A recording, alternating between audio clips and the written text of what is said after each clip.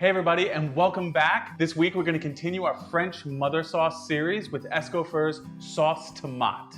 But is this tomato sauce, which we often attribute to Italians, actually Italian? Is it French?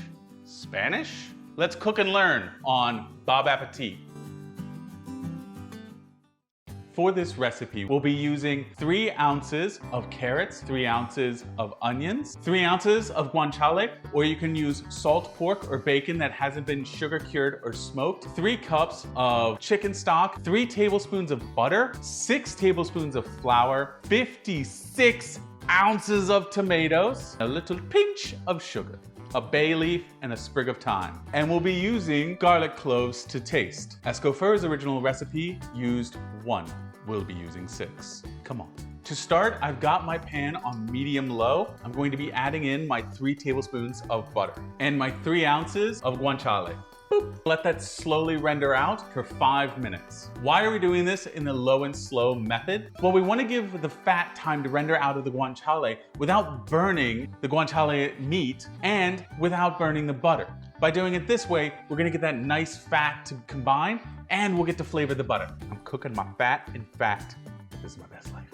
It's been 5 minutes, and as you can already see, our butter is getting layered in with the guanciale fat that is rendering out. As that's continuing to happen and flavoring our butter, we're gonna toss in our aromatics. That's gonna be our carrots, onions, a bay leaf, and a sprig of thyme, done in the wrong order. Add a pinch of salt, which is gonna help the onions and carrots render down faster. And we're gonna let this cook down for 5 more minutes. Some of you might be wondering, Bob, what are you gonna do with that bay leaf and thyme? Are you gonna pull it out at the end? We're actually gonna end up straining everything out, so don't worry about it. It's been about 6 minutes. I can see that my carrots are looking soft. The onions are becoming translucent. My fat is rendered. It is time to go. We're gonna build our roux. So we've got our 6 tablespoons of flour. Pour it in a little bit at a time and stir it around. Now, unlike our other videos where we've added the flour to just butter, this is going to be building the roux around our aromatics. Constantly stir this to make sure that you don't have any sides that are just getting overdone. Now you might be looking at this and going, Bob, it's already a blonde or brown roux. And you're right, that's because the butter has been cooking this whole time, and that's the thing that really browns the roux. So we're only gonna be cooking this for about 3 to 5 minutes, which is just long enough to help the flour lose its flavor. It's been 3 minutes. I can see that my flour is fully incorporated. I've kept it moving. I think we're ready to go ahead and add in our garlic. We're just letting this garlic warm up a little bit, help its flavors extract. So we're gonna let them sit for 30 seconds. Oh my gosh. Escoffier, how could you have only used 1 clove of garlic? Let's add in the stock. Add this in 1 cup at a time and stir to incorporate. This way we can try to avoid any lumps appearing in our sauce. You can see the roux is already mixing with the stock and is starting to add that thickness right in there. All right, when it gets difficult to move, put in more stock.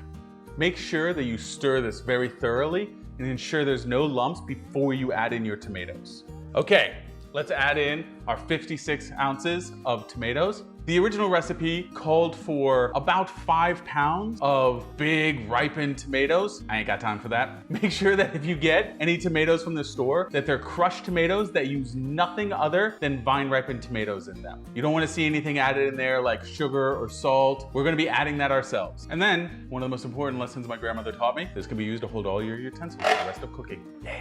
You want to make sure to incorporate this until it transitions from a freakishly brownish pink color into a nice red looking sauce. Look at that beautiful color. Now we're going to come in with a pinch of sugar, a little bit of salt, and pepper to taste. For some of those watching, you know who you are. Don't add in too much salt right now. That salt flavor is going to get more and more concentrated as the liquid evaporates. If we add too much salt now, there's nothing you can do to get rid of it. And you have no idea what it's going to taste like until the end. So just add a little bit of salt, and then once we're done, taste it again and add more salt as needed. Now I'm gonna raise the temperature to medium and let it come up to a boil. You might be tempted to just jack the temperature up and see if you can get it to boil faster, but because this sauce is thick, if you were to do that, the bottom of it would start to burn before the top of it actually boiled. Bring it up no higher than a medium. We've got it boiling now. Reduce it down to a simmer for an hour and a half to 2 hours. We're expecting this to reduce by at least a quarter, if not a third. Make sure to stir this occasionally. Every 10 minutes will be nice, just to make sure that you are fully mixing around the heat. So let's talk about the history of this dish. Is it French or Italian? Well, the answer lies in tomatoes. And the reason for that is that though it was used since 700 AD in South America, it didn't actually hit Europe until the 16th century